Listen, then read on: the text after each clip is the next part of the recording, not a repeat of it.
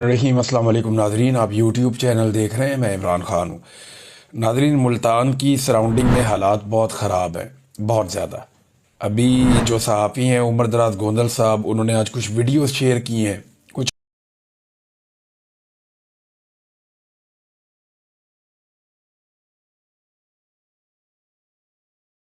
और जो digital media के वहाँ पे जर्नलिस्ट हैं, उन्होंने जो वीडियोस शेयर की हैं वो इंतहाई अफसोसनाक और तकलीफ दें हैं।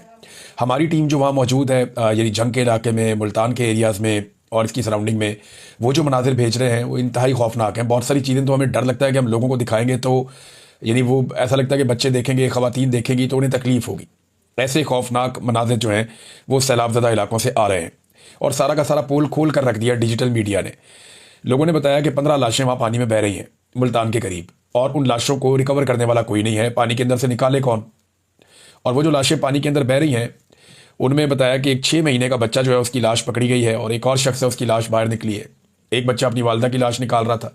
तो एक अजीबोगरीब सूरत हाल है वहाँ पे। एक खातून बता रही है कि जी हमारे बच्चे वहाँ दरख्तों पे चढ़े हुए हैं और उन्हें रेस्क्यू करने के लिए कोई नहीं गया, यानी उन्हें निकालने के लिए कोई मौजूद नहीं है, कोई मदद नहीं कर रहा। इसके अलावा जो प्राइवेट कश्तियों वाले हैं वो बहुत पैसे मांग रहे हैं, 2-2 लाख रुपया मांगते हैं एक फैमिली को रेस्क्यू करने के लिए। कई लोगों ने शिकायत की कि रेस्क्यू वाले जो जो प्राइवेट रेस्क्यू वाले हैं, प्राइवेट जो जिनकी कश्तियाँ हैं प्राइवेट, कई लोग पहुंच गए वहाँ पे जिनके इलाकों में सैलाब नहीं आया, वो अपनी कश्तियाँ लेके वहाँ पहुंच गए हैं, और जिनके पास कश्तियाँ थी वो वहाँ पे लेकर आ गए हैं। अब वो कश्तियाँ जो प्राइवेट लोग चला रहे हैं पीटर इंजन के साथ, जो दीगर वो छोटी छोटी मशीनें होती हैं उनसे वो चलाते हैं, बादों का चप्पू के साथ, तो वो पैसे मांगते हैं लोगों से कि आपकी फैमिली को अब निकालते हैं, और लोग एडवांस में पैसे दे रहे हैं। बहुत सारे कस्बों में जो लोग घिरे हुए हैं, जो निकल कर जाना चाहते हैं, घरों की छतों पर बैठे हुए हैं, दरख्तों पर चढ़ के बैठे हुए हैं, वो वहाँ लटके इंतजार कर रहे हैं कि हुकूमत आएगी। हुकूमत आ नहीं रही। हुकूमत के वसाइल बहुत थोड़े हैं, हुकूमत ये कर नहीं पाएगी। और हुकूमत को अपने सारे वसाइल को इस जगह पे लगाने की बजाय, ये तवज्जो जिन कामों पे देनी थी वहाँ तवज्जो देने की बजाय वो टिकटॉक बनाते हैं और निकल जाते हैं। यानी अब इमरान खान की नकल करने के चक्कर में मरियम नवाज पहुंच गई वहाँ जाके, जी बच्चों को हम खाना खिला रहे हैं, और वो जो माहौल है उसकी जब वीडियो आती है, तस्वीर आती हैं, तो लोगों को तकलीफ होती है, लोग बुरा भला कहते हैं। लोग हुकूमत से मुकम्मल तौर पे मायूस हो गए हैं। जब भी सलाम मुतासरीन से बात करो तो वो हुकूमत को गालियाँ देते हैं, और ये चीज़ें टीवी चैनल पे ऑन एयर की नहीं जा सकती। अब सैलाब मुतासरीन के जो बदतरीन हालात हैं वो पाकिस्तान के इलेक्ट्रॉनिक मीडिया को ऐसा लगता है कि मना कर दिया गया कि आपने सैलाब की तबाही नहीं दिखानी। वो सैलाब की तबाही दिखाते हैं तो साथ वो बददुआएं भी आती हैं जो आम आदमी इन्हें दे रहा है, और आम आदमी की वो मायूसी भी आती है जो इन हुक्मरानों से या स्टैब्लिशमेंट से आम आदमी मायूस हुआ है। अब रेस्क्यू के इंतजार में लोग छतों पर चढ़े हुए हैं, लेकिन इन्होंने क्या किया, अपना एक मसनूई सेट लगाया, सेट लगा के वहाँ पे अपना टिकटॉक बनवाया और टिकटॉक बना के निकल गए। भाई जब लोग मर रहे हो ना, लाशें पानी में तैर रही हो, फिर आप ये ड्रामे नहीं कर सकते। जब लोगों की जानें जा रही हो, लोग भूखे हो, फाका ज़दा हो, तब आप ये ड्रामे नहीं कर सकते। लेकिन आप देखें कि इनके ड्रामे जारी है और ये ड्रामे लगातार करते चले जा रहे हैं। ये सारे के सारा जो है ना, एक ऐसा टोला लाकर मुसल्लत किया पाकिस्तान की मिलिट्री एस्टेब्लिशमेंट ने, जिन्हें अवाम का एहसास ही नहीं है, और ये करप्शन के अलावा कोई और काम करना जानते भी नहीं है। झूठ, करप्शन, बेईमानी, फ्रॉड, ये यही काम करते हैं। पाकिस्तान के ज़्यादातर सियासतदान यही करते हैं, क्योंकि अच्छे लोग सियासत में आए ही नहीं, और जो लोग आए उन्हें चलने नहीं दिया गया, चाहे वो किसी भी पॉलिटिकल पार्टी में आए हो। इनकी पॉलिटिकल पार्टी में भी अच्छे लोग हैं, लेकिन आप देखें वो पीछे रह जाते हैं। जो जितना बेईमान होगा, करप्ट होगा, वो आगे आ जाएगा। अभी आप ये देखें ना कि ये शाहराह भुट्टो है, मलीर एक्सप्रेस वे, इसको जनाब 54 अरब रुपए का ये मनसूबा है। हलीम आदिल शेख साहब बता रहे थे 54 अरब रुपए का मनसूबा है, और इसका पूरा एक हिस्सा एक बारिश में बह गया। ये अभी हाल ही में बिलावल से इफ्तिताह करवाया इन्होंने, बड़े इश्तिहारात लगाए, करोड़ों रुपया लगा दिया अखबारों पे इधर उधर कि जनाब हमने कमाल कर दिया। अरबों रुपए की तो ये अपनी मशहूरी करते हैं हर महीने कि ना बड़ा कमाल कर दिया, बड़ी जबरदस्त हाईवे बनाई है हमने। वो बह गई हाईवे पहली बारिश में। ये हालात हैं कराची के। कराची के कई इलाकों में जो है वो पानी खड़ा है, और उसकी वजह से लोगों का नुकसान हो रहा है। कई दफ़ा हमने देखा कराची में गाड़ियां पानी पे तैर रही हैं, कई मरतबा हमने देखा मोटरसाइकिलें लोगों की डूब गई हैं, कई मरतबा हमने देखा कि लोग अपने घरों से पानी निकाल रहे हैं। लेकिन ये इतने मुतमईन है, इतने मुतमईन है, ऐसा लगता है कि जैसे कुछ हुआ ही नहीं। आम आदमी का नुकसान हो, इन्हें फिक्र ही नहीं होती, इन्हें परवाह ही नहीं होती कि आम आदमी का नुकसान हो गया। अब मरियम नवाज ने गुजरात का दौरा किया, वहां पे इंतजामिया ने चूना लगाया मरियम नवाज को, और मरियम नवाज ने चूना लगाया आवाम को। जबकि हकीकत यह है कि अभी भी गुजरात के कुछ इलाकों से पानी नहीं निकल सका। ये अभी लोग सोशल मीडिया पे डाल रहे हैं कि जनाब 8 दिन हो गए हैं गुजरात में बारिश को रुके हुए, 8 दिन हो गए। 8 दिन पहले वहां बारिश हुई थी, वो 8 दिन से वहां जो पानी खड़ा है अभी भी कुछ इलाकों में अभी भी खड़ा है, और वो पानी हुकूमत निकालने में नाकाम है। मच्छर पैदा हो रहे हैं, बीमारियां पैदा हो रही हैं, गैस्ट्रो के केसेस हैं।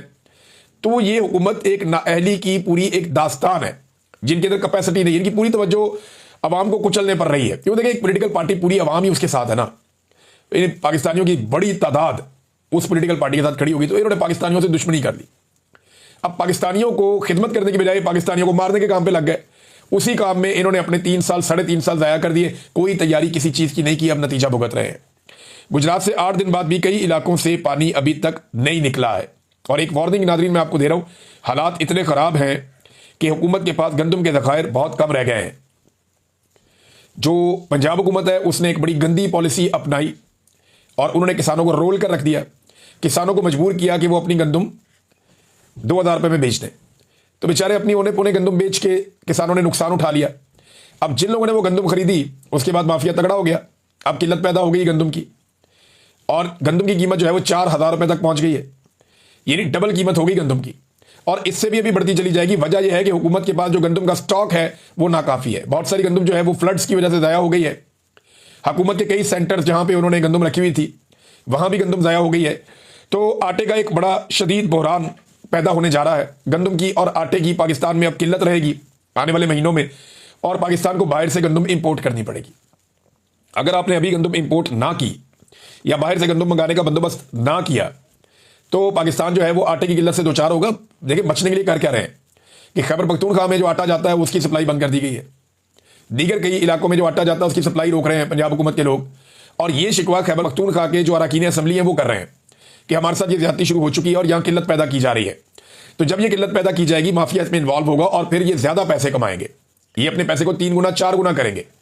और ये सारी हुकूमत इसके अंदर मुलव्वस है। अगर मुलव्वस ना होती तो गवर्नेंस के जरिए से इन चीज़ों पर कंट्रोल किया जा सकता था, लेकिन इन्होंने जानबूझकर चीनी का और आटे का बार बार बहरान पैदा किया ताकि सैकड़ों अरब जो है वो चला जाए इनकी जेबों में।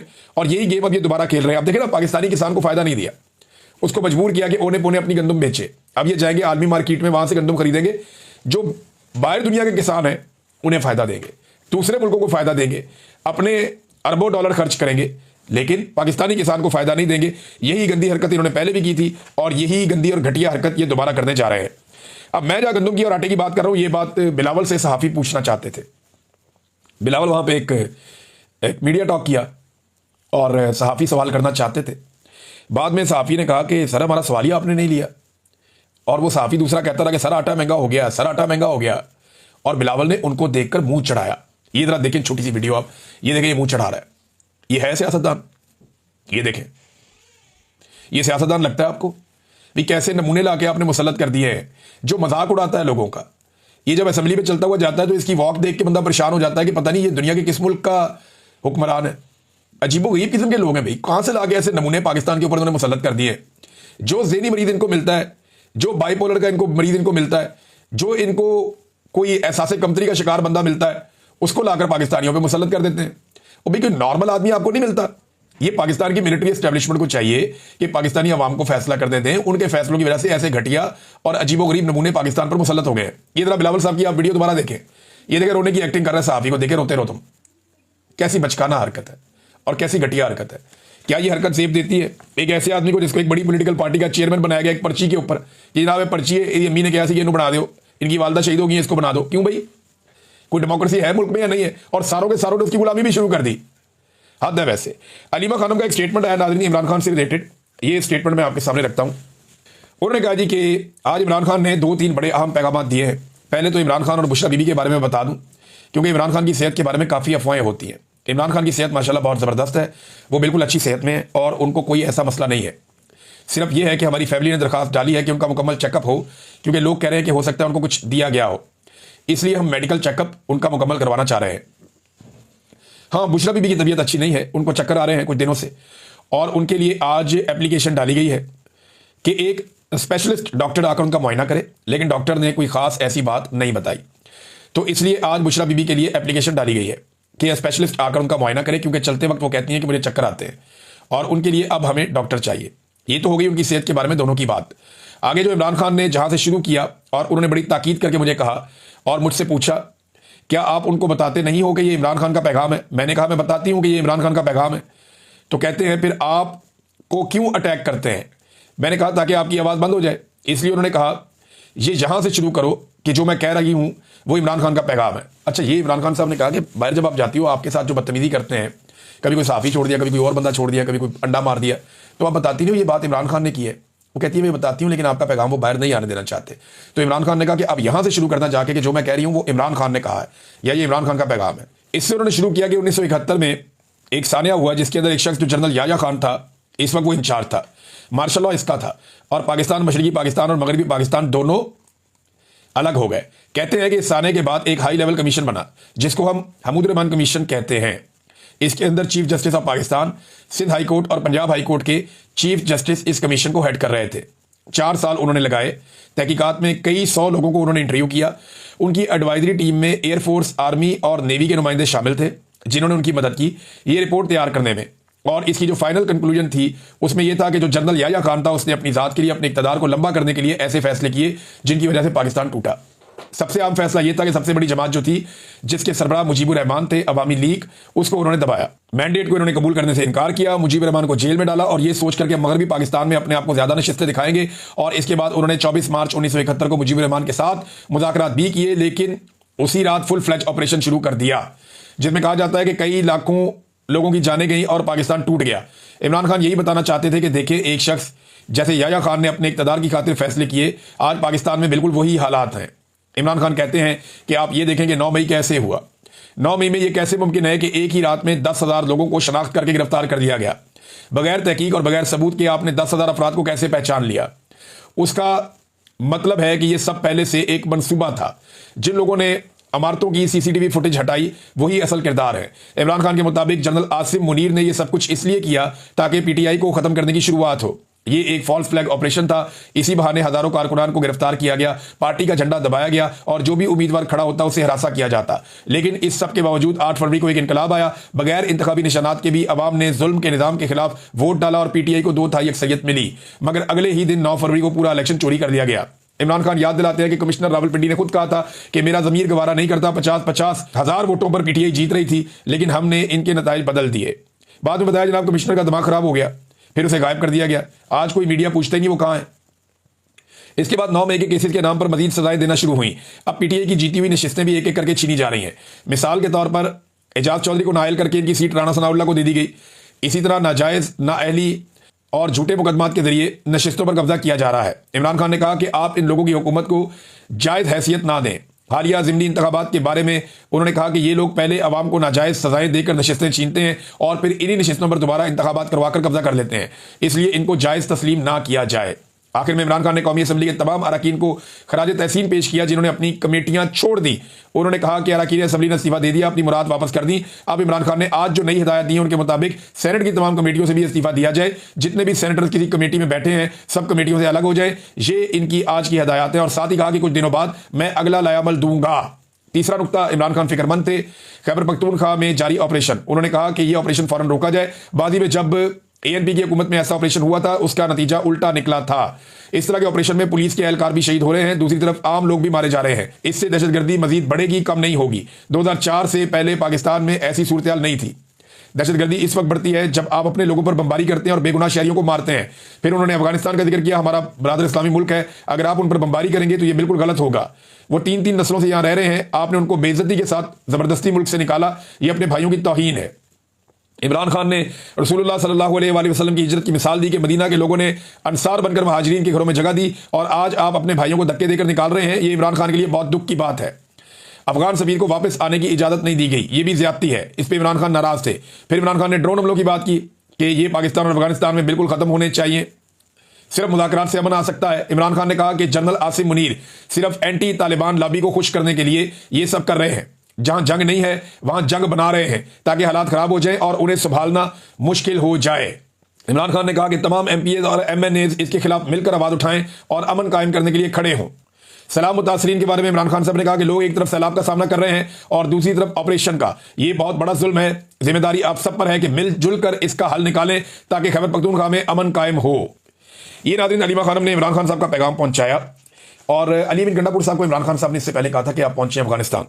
तो जब उनके सामने बात रखी गई तो गंडापुर ने आज बहुत अजीब बात की। उन्होंने कहा जी मेरा तो पासपोर्ट ही ब्लॉक है, ये एक सूबे का वज़ीर आला है, करोड़ों का मैंडेट है और हुकूमत मौजूद है और जनाब ये आज बता रहे हैं इतने लंबे अरसे के बाद कि मेरा पासपोर्ट ब्लॉक है।